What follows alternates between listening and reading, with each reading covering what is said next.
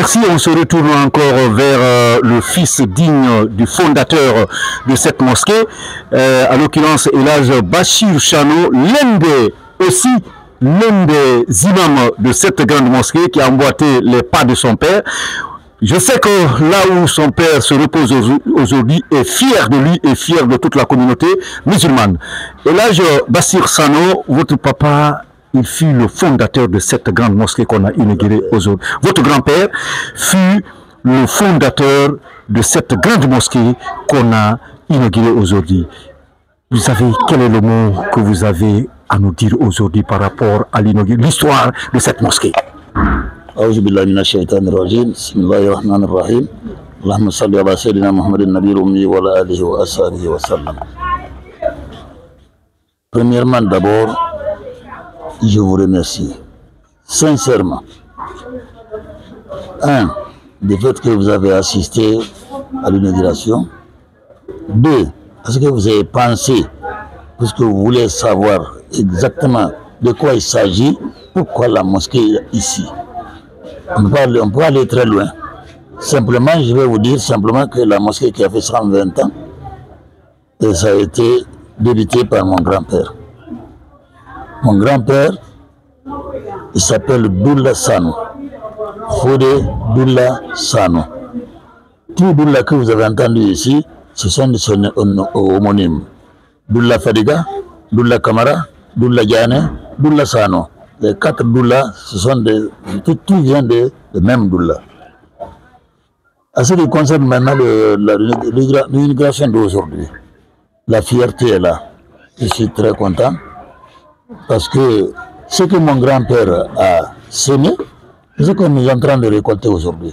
Et ça, c'est très important.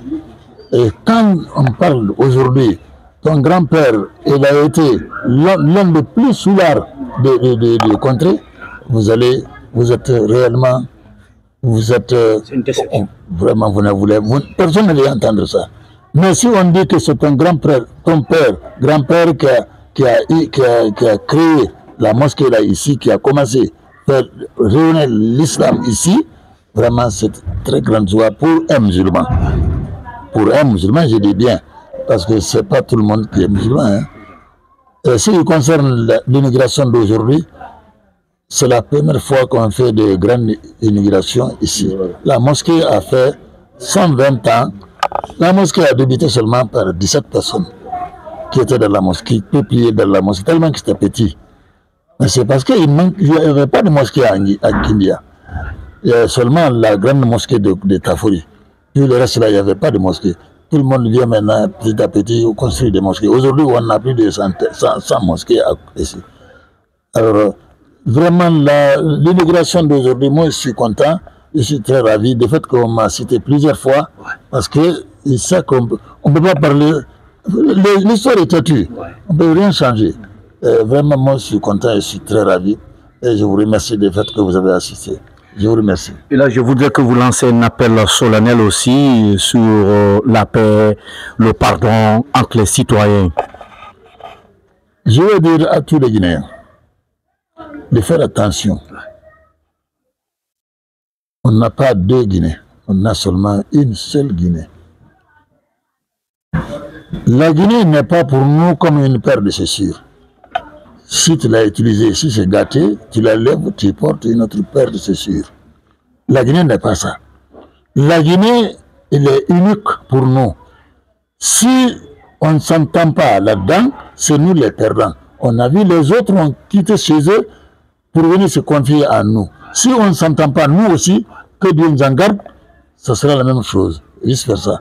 Au lieu que cela arrive, je demande à tous les Guinéens d'accepter et de mettre dans leur tête que la Guinée est unique pour nous et qu'on cherche à garder et sauvegarder cette Guinée pour que nous restons dans la paix et la cohésion sociale. Merci Elhadj, mais ça serait ma dernière question. Quel est votre rapport entre la coordination mandingue et les autres coordinations de la Guinée qui résident à Kindia? C'est réellement, toujours il y a l'accord entre nous, surtout Elhadj Mamoudou. Elhadj Mamoudou pour nous, presque il est devenu pour moi comme un fils. Parce que dès qu'on l'a dit qu'il est devenu Kuntigi de la Basse-Côte, il n'a pas envoyé quelqu'un chez moi. Il n'a pas téléphoné, c'est lui-même qui s'est déplacé dans sa voiture et venir me trouver chez moi pour me dire qu'on m'a nommé Kuntigi de la Basse-Côte.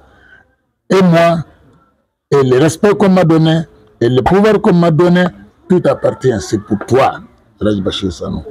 J'ai pleuré un peu, parce que ça, je n'attendais pas ça. Donc, entre nous et les autres coordinations, vraiment, c'est l'harmonie. Tout va très bien. Je vous remercie. Et là, l'édifice là est belle, bien fait. Mais s'il n'y a pas d'entretien, ça ne sert à rien à investir une telle investiture. Quel appel faites-vous aux citoyens, aux diasporas qui sont à l'extérieur pour l'entretien de cette grande mosquée de Kondeta? Premièrement d'abord, ce qui manque dans les autres mosquées, c'est ce que moi je vais créer ici. À savoir, je vais créer un recteur de la mosquée. Le recteur de la mosquée, c'est lui qui s'occupe de travaux, nouvelles travaux qui est là-dedans, et la réparation et l'entretien. Le recteur est entouré de 3 autres personnes. L'un s'occupe de réparation, l'autre s'occupe des travaux neufs. Et le troisième s'occupe de l'assainissement de la propriété. Lui, il gère les 3 personnes-là. C'est ce que je vais créer dans la mosquée pour que l'entretien que vous avez vu aujourd'hui reste pour toujours. Merci Elage. Merci monsieur. Je vous remercie. Agora a foto